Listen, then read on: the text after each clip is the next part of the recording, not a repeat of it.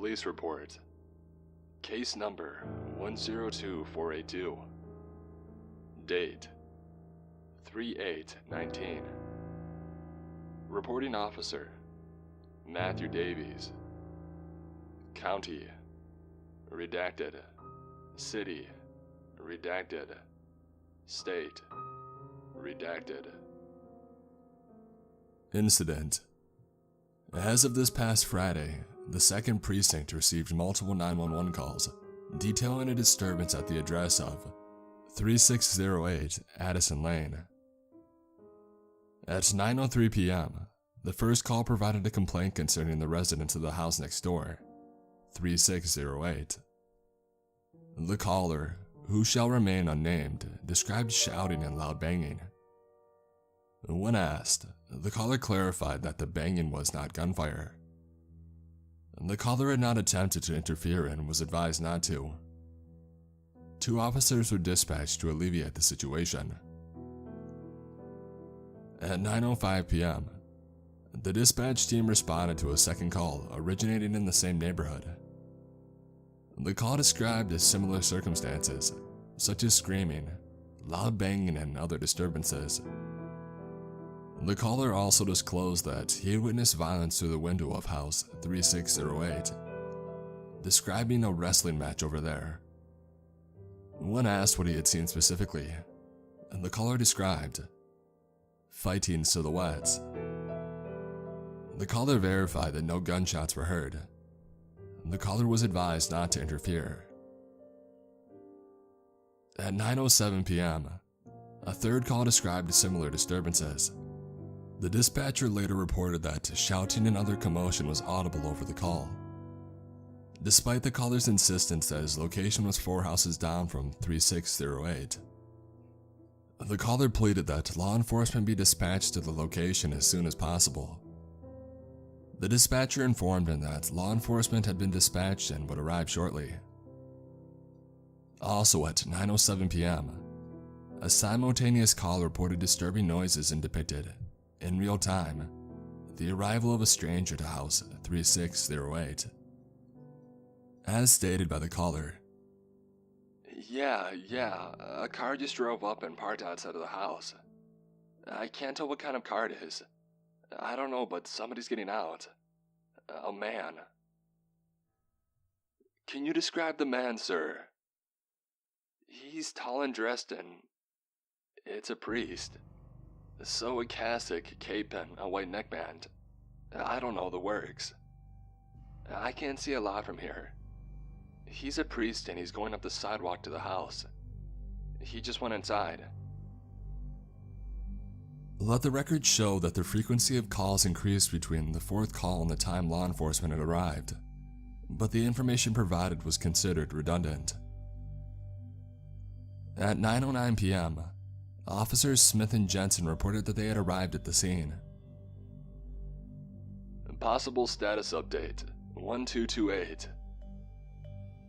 10:23, we just turned on Addison Lane and have a visual of 3608. Any noticeable disturbances? Outside the house, I mean. Negative. Everybody all right over there? I'm picking up a lot of noise. We're fine. We're heading up to the house. God, that's loud. Officer Smith just knocked on the door. To clarify, what are you hearing, officer? Someone is screaming inside the home. A grown man, I believe. Someone else is chanting words. It might be in another language. So chanting and screaming. Maybe some kind of Catholic ritual. You don't go to church much, do you, Officer Jensen? Not anymore, no. No one is answering the door, so we're heading inside. Also, I'm going to go ahead in 1078 for backup. 10-4 affirmative, be careful. At 9:13 p.m., 2 more teams were dispatched to the location. Officers have been dispatched. Status 1228. 10-9, I didn't quite catch that. My God! God! Talk to me, officer. It's not a man screaming. It's a little girl. Who just fired? Officer Smith just shot himself in the head. Stay with me, officer. Can you get to a secure area before assistance arrives? It burns. Holy crap, it burns so much. 10-1, do you read me, officer? Come in. I repeat, come in, officer. Do you read me? Loud and clear. Status update 1228. Are you safe? Everything is fine now. Hello. 1228. Do you read me? Do you read me? It should be noted that the little girl referred to in the transcript above is suspected to be 9-year-old Elizabeth Blanchard, who was later determined to be one of the residents of House 3608. At 9:18 p.m., dispatch received a call from Shelley Whitaker, a concerned neighbor who had visuals on House 3608. Miss Whitaker detailed the aforementioned male voice that could be heard screaming inside the house, which Officer Larry Jensen reported was actually a little girl. Jensen's claims were at the time discredited due to suspicions of delusion and severe hysteria. Miss Whitaker also corroborated previous reports of what she claimed was Latin chanting. She believed an exorcism was being performed inside of the home. She reported 2 gunshots which occurred within seconds of one another. This prompted her to alert authorities. Miss Whitaker then informed dispatch that all of the street-facing windows of House 3608 had blown outward, as if there was an explosion. When asked, Miss Whitaker confirmed that there was no visible explosion, nor were there any flames visible inside or around the house. The glass simply exploded, she claimed, into a million little pieces. Dispatch advised Miss Whitaker not to interfere. She was then advised to stay in her home with the doors and windows locked, and to wait for law enforcement to alleviate the situation. At 9:19 p.m., a severe weather report was issued for Redacted County. A tornado warning was issued as well, despite clear indicators earlier in the week, and earlier in the day, that March 8th was to have clear skies and placid wind speeds throughout. Experts now say that the temperature dropped to 30 degrees in the span of 2 hours. At approximately 9:20 p.m., a light mist that had been present turned into freezing rain. Dispatched officers reported that the heavy showers were completely unexpected. At 9:20 p.m., teams 1224 and 1226 reported that they had arrived at the scene. Officers Kremensky and Baker were primarily in touch with dispatch. Jesus, it's cold out here. What was the temperature earlier? Mid-60s, I believe. Are you on location? Affirmative, arriving now. That's a copy, I'm right behind you. Possible status update on the house 1224. Yeah, the windows are blown. There's glass all over the front lawn. There's a lot of shouting going on in the house. That wind is really picking up out here. We're all in position. 10-4. The front door is wide open. We're heading down the walkway, right? Whoa! 10-9, come again? Lightning just struck the house. I repeat, lightning struck the house. It's on fire. The roof is on fire. We're going to stand by for emergency fire teams. Oh, like hell we are. Sir, with all due respect, there are 2 officers in there. And both of them are dead.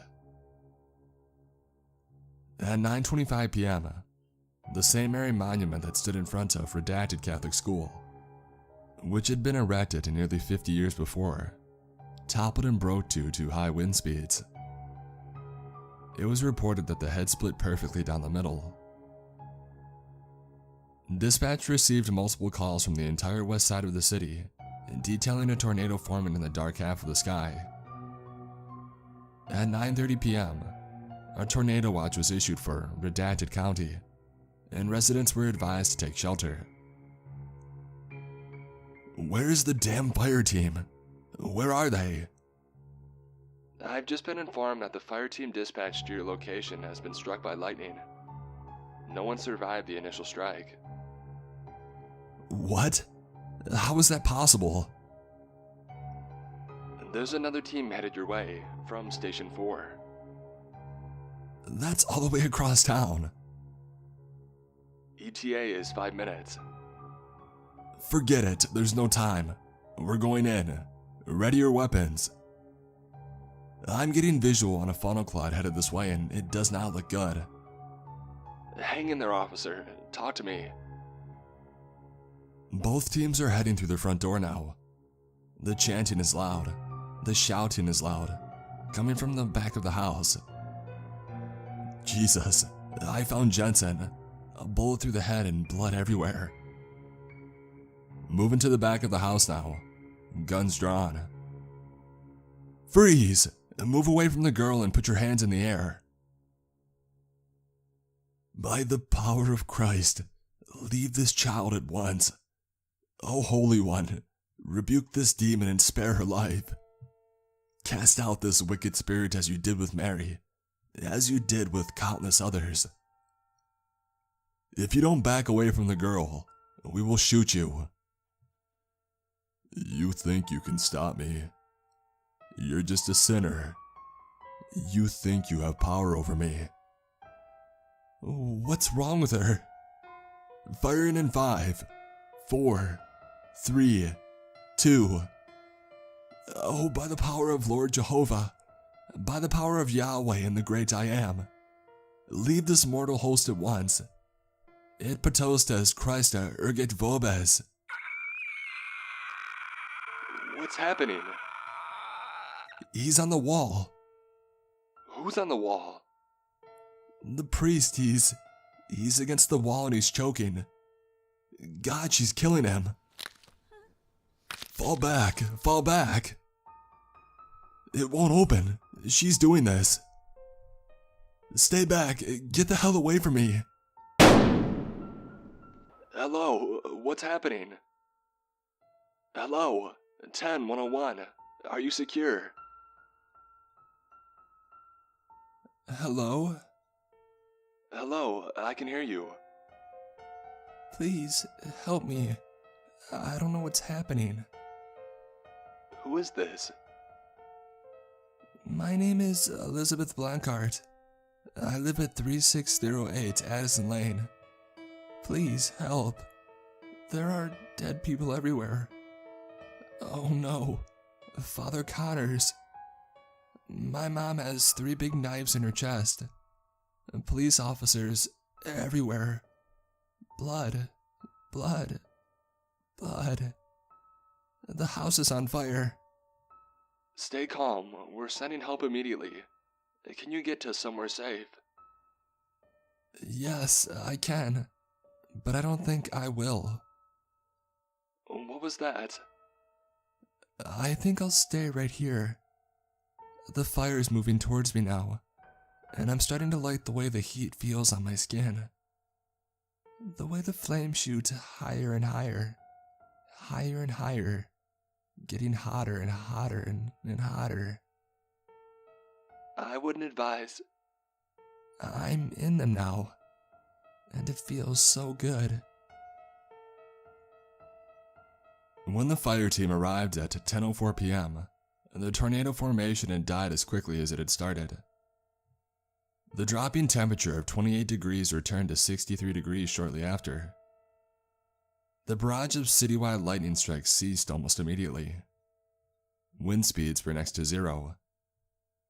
The severe weather alert for Redacted County was revoked in mere minutes. The event was formally dismissed as a meteorological anomaly, but local coffee shop owner Claire Mott said, "It will be something the regulars talk about for years to come." First responders reported that 3608 Addison Lane was ablaze by the time that they had arrived. The fire was not sufficiently controlled for another 3 hours, and when it was at last put out, Local fireman Frank Schultz reported a peculiar sight. As the last of the flames were still flickering in that house, Schultz said in a later interview, "I could have sworn that I saw somebody standing in them. A little girl. I guess it was a trick of the light, because when the fire was all said and done, there was nothing in that house but ash and smoke."